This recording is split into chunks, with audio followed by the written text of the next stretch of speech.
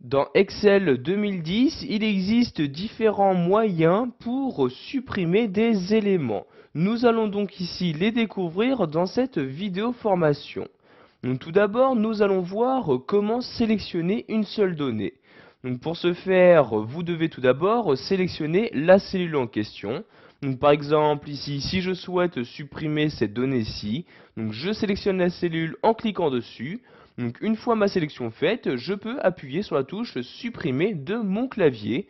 Et comme vous pouvez le voir, donc la donnée se trouvant à l'intérieur a bien été supprimée.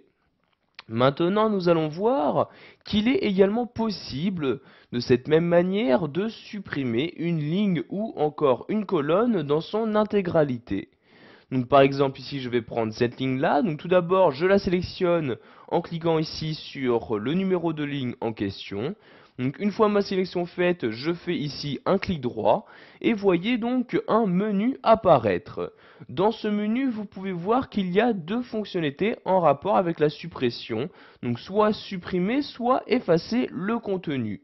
Donc ici, je vais par exemple cliquer sur supprimer comme ceci, et vous avez donc ici la ligne qui a bien disparu.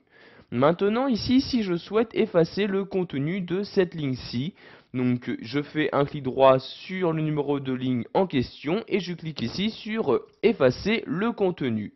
Donc comme vous pouvez le voir, la ligne en question n'a pas disparu, mais il s'agit juste des données se trouvant à l'intérieur qui ont été effacées. En revanche, donc vous voyez ici, si je fais un clic droit sur la ligne numéro 15 et je clique ici sur supprimer, vous pouvez voir que premièrement les données ont bien disparu, mais en même temps que la ligne.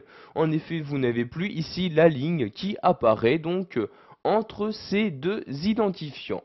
Donc sachez qu'il s'agit exactement des mêmes manipulations pour les colonnes.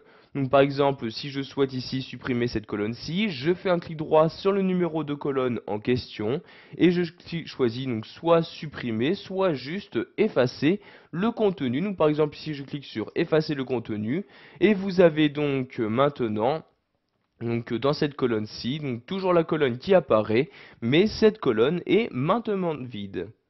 Voilà, vous savez maintenant comment supprimer des éléments dans votre document Excel 2010, qu'il s'agisse d'une seule cellule ou encore d'une ligne ou d'une colonne dans son intégralité.